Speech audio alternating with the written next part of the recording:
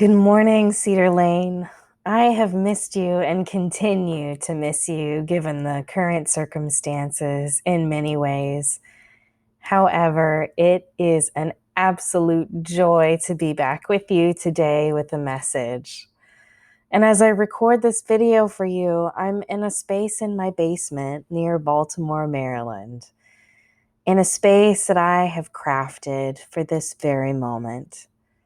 I lit my chalice and I thought of the one in the Cedar Lane sanctuary and of the flames, both literal and metaphorical, that are lit in the homes and the hearts of the congregation and community. I got myself settled here in this cozy spot with some things that I call sacred, so I could be comfortable and fully present with you. We are positioned by the universe in so many beautiful, amazing ways. Like when our talents and our gifts are revealed to us, when we feel a call to something, a resonance, alignment with purpose. That's an important part of positioning. And we are also positioned by the world and its many systems, right? We're born into class. We're born into skin, into a brain, into a neighborhood. We're positioned. We're set up. In some cases, it would seem that we're set up to succeed or to fail from our birth. We find ourselves in this world with unearned privileges and unearned obstacles. A few weeks ago, some of us ate red, white, and blue desserts, and some of us also reflected on the echoes of Frederick Douglass asking, "What to the slave is the 4th of July?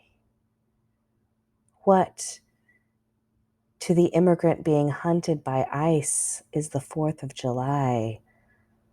What to the queer and gender non-conforming bodies is the 4th of July?"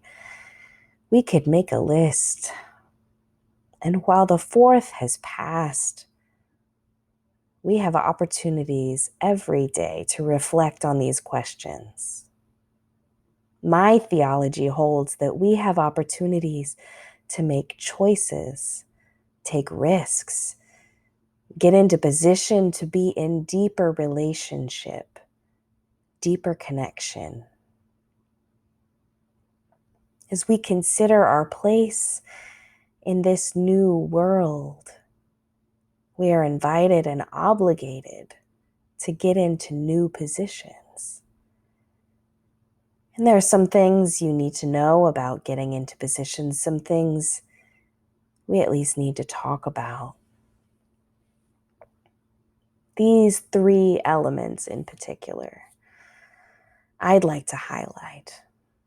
1, getting into position is necessary, right?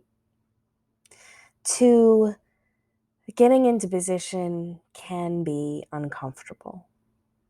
And 3, getting into position doesn't just happen once. It takes discipline and practice. When I was in 2nd grade, I started taking horseback riding lessons. And the instructors told us to position our feet in the stirrups so our heels were flexed and pushed down and our toes were pointed up. This was essential for balance. It allowed us to engage the right muscles in our legs, our back, and our spine to stay on the horse securely. "Heels down," we'd hear from the sideline of the arena. "Heels down."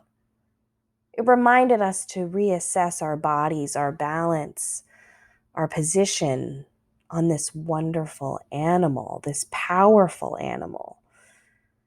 And we heard, heels down a lot because it was easy for new riders to ignore or forget. Pushing your heels down doesn't exactly feel natural or comfortable. And we know that anytime you stretch yourself, your body is always quick to tell you about it. So because of all these factors, the heels down might not have felt important until your equine companion bumps or bucks you off and onto the ground. But with practice, your body learns to automatically engage in that position of balance and security when it's needed. If necessary, it was necessary, even from the beginning. We just didn't understand it from the beginning. It was uncomfortable at times, and it was easy to forget.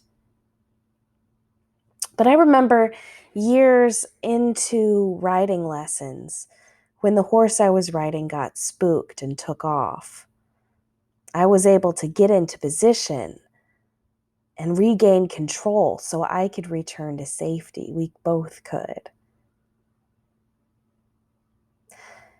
I was just rewatching one of my favorite movies the other night, The River Wild from 1994. It's with Meryl Streep and Kevin Bacon. And this family goes on a whitewater rafting trip and encounters some challenges with the river and also with some people. And at one point, Meryl Streep's character is training the passengers in her raft to get into position. And she says, remember, you don't control the river controls you. It's not just that they need to be able to stay inside the boat and continue paddling efficiently when they encounter rough waters that control them. It's that they need to be prepared to push hard in order to avoid injury or death. Getting into position is absolutely necessary, and it will push your limits and comfort. It requires practice. Again, it's also an invitation into deeper relationship and deeper connection with each other as a team of rafters, if you will, with the water as a force much greater than any team or individual, and with yourself as an important part of the whole. I wonder if any of you remembers the books or the TV show The Magic School Bus. I just heard that author recently died earlier in July, Joanna Cole. We are so grateful for our artists and our educators and authors that fill our lives with such rich creations. If you remember Mrs. Frizzle, the science teacher, she would take her classes on adventures in that magic school bus to learn about things firsthand. And she'd always say, take chances, make mistakes, get messy. It's necessary for our learning to take risks and chances. They say that nothing grows in the comfort zone, that the further out of that comfort zone we get, the more likely things are to feel messy, and there are a lot of mistakes. There are a lot of mistakes, we just don't know enough yet. And that contributes to that messy, unknown feeling. This process of getting into position, we will mess up a lot and do it wrong.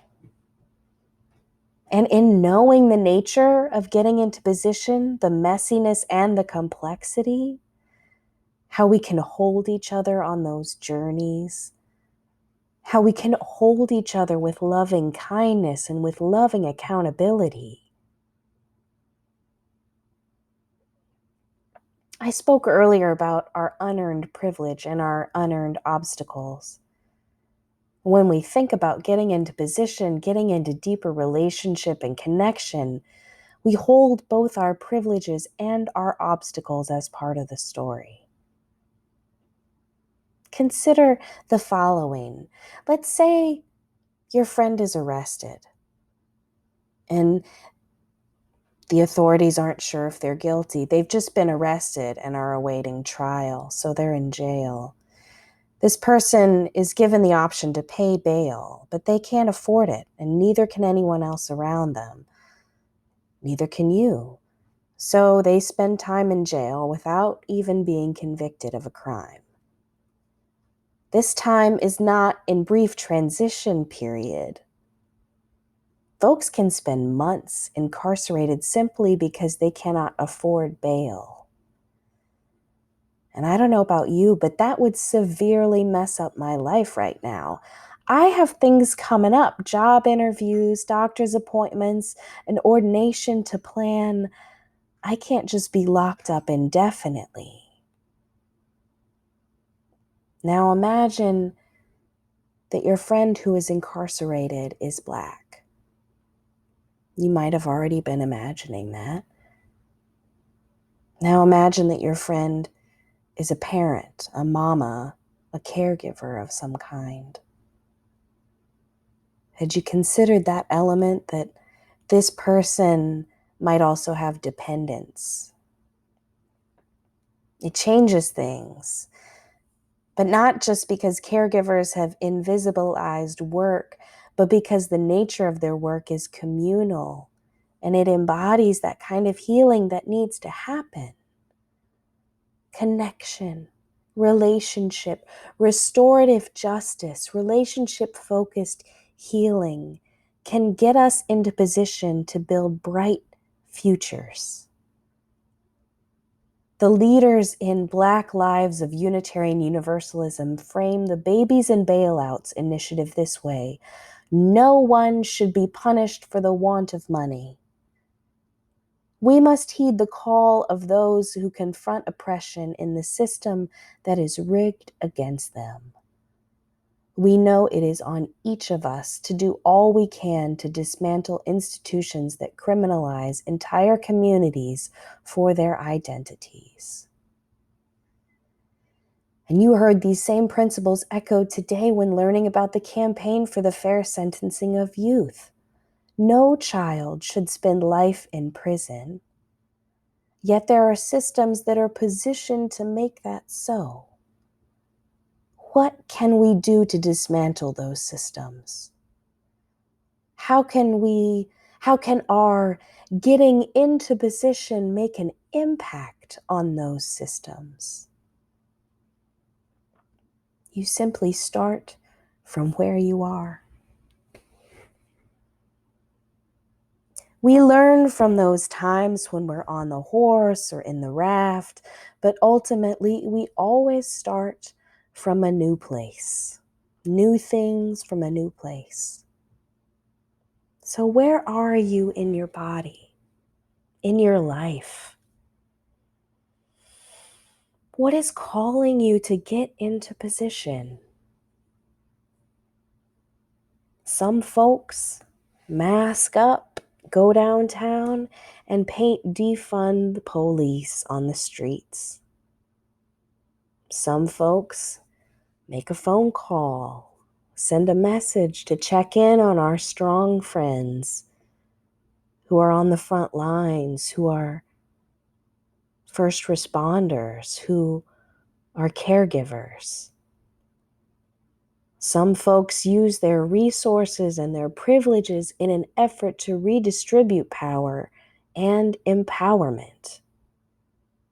Some folks read and watch and learn to become better educated about the life experiences of others so that they're not so quick to judge or become defensive when they don't understand.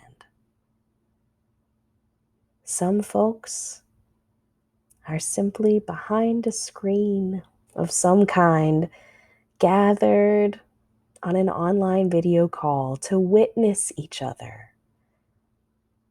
Have difficult conversations about what it means to survive and thrive. There are so many ways to get into position, and you're doing it right now. You might not even know it. Just put your heels down. It's going to be a long ride.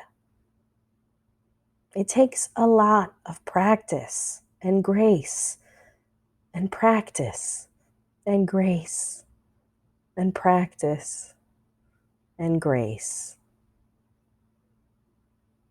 You don't control the river. The river controls you, but you can get into position. And you will. And you are. Ashe. Blessed be. And amen.